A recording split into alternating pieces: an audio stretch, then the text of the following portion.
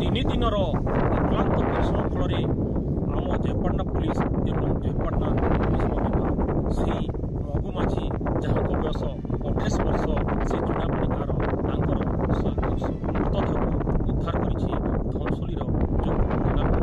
ଆମେ ଅଛୁ ବର୍ତ୍ତମାନ କଳାହାଣ୍ଡି ଜିଲ୍ଲା ଜୟପାଟନା ବ୍ଲକ ମଙ୍ଗଲ ପଞ୍ଚାୟତର ଯେଉଁ କେନାଲ, ସେହି କେନାଲରେ ବିଗତ ଦିନ ଆମେ ନ୍ୟୁଜ୍ ପ୍ରସାରଣ କରିଥିଲୁ ଏବଂ ଆମେ ମଧ୍ୟ ସନ୍ଦେହ ବ୍ୟକ୍ତ କରିଥିଲୁ ଯେହେତୁ ମଗୁବା ଜଣେ ଦିବ୍ୟାଙ୍ଗ ଥିଲେ ଏବଂ ତାଙ୍କର ଚପଲ ଏବଂ ତାଙ୍କର ଯେଉଁ ସାର ଥିଲା ବାଡ଼ି ସେଇଟା ପଡ଼ିଥିଲା ସେଇ ଜାଗାରେ।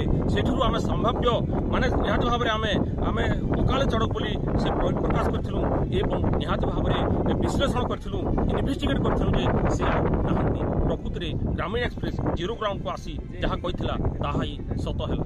ବର୍ତ୍ତମାନ ସେଇ ବିଧବା ମା ଯିଏକି ଏହାଙ୍କ ସାହାରାରେ ତାଙ୍କର ଜୀବନ ଅତିବାହିତ କରିଥିଲେ ସେ ବେସାରା ହୋଇଯାଇଛନ୍ତି। ବର୍ତ୍ତମାନ ଆମ ଗହଣରେ ଅଗ୍ନିଶମ ବିଭାଗର ଯେଉଁ ଅଫିସର ଅଛନ୍ତି ସିଧାସଳଖ ତାଙ୍କର ପ୍ରତିଜ୍ଞା ନେବେ। ମୁଁ ଆସିଷ୍ଟାଣ୍ଟ ଷ୍ଟେସନ ଅଫିସର ଜୟପାଟନା ଦମକଳ କେନ୍ଦ୍ର। ଆମେ ଶହେବାରରୁ ଫୋନ୍ ଆସିବା ସାଙ୍ଗେ ସାଙ୍ଗେ ଆମେ ଗାଡ଼ି ସହିତ ଷ୍ଟାଫ୍ କରିକି ଆମେ ଆଇଲୁ।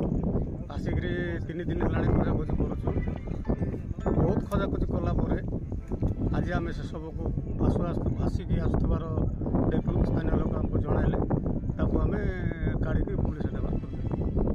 ଦେଖନ୍ତୁ ଆମ ଗହଣରେ ଯେଉଁ ଫାୟାର ଅଫିସର ଥିଲେ ସେ କହିବା ଅନୁଯାୟୀ 3 ଦିନର ଅକ୍ଲାନ୍ତ ପରିଶ୍ରମରେ ଏହି ଶବକୁ ଉଦ୍ଧାର କରିଛନ୍ତି ଜୟପାଟନାର ଅଗ୍ନିଶମ ବିଭାଗ ଏବଂ ଜୟପାଟନା ଥାନାଧିକାରୀ ଏବଂ ଜୟପାଟନାର ସଦଳ ବଳ।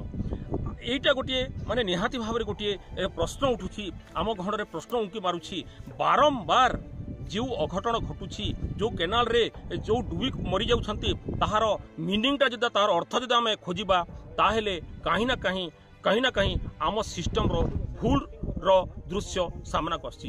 কাহিঁকি না जो शौचक्रिया करने आज की 2 दिन है 2टी शव उद्धार करिछि अग्निशम विभाग एवं पुलिस कर्मचारी माने जो स्वच्छतार जो परिदर्शिता करुछंती स्वच्छतार पाठ पढ़ुवा बेले जो स्वच्छ क्रिया करने जो घर गुड़ाक बना जाइछि जो लेट्रिन गुड़ाक बना जाइछि सेटा तो पाठ पढ़ा ही ना।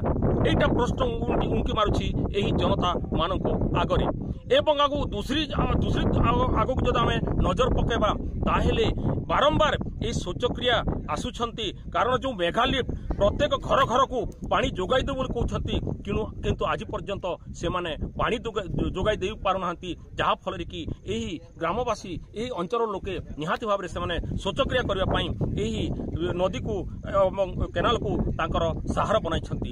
দেখা যাও এই নিউজ প্রসারণ পরে এই সরকার এবং প্রশাসন কি প্রকার তৎপরতা দেখাউছি এবং যে অঘটন ঘটুছি এবং নিজ লোকଙ୍କର জীবন যাଉଛି তাহা ଦେଖିବା বাকি রহিলা। কলাহান্ডি জিলা জয়পাটনা ব্লকରୁ ରୁଦ୍ରପ୍ରସାଦ ଙ୍କ ରିପୋର୍ଟ ଗ୍ରାମୀଣ ଏକ୍ସପ୍ରେସ ଲାଇଭ।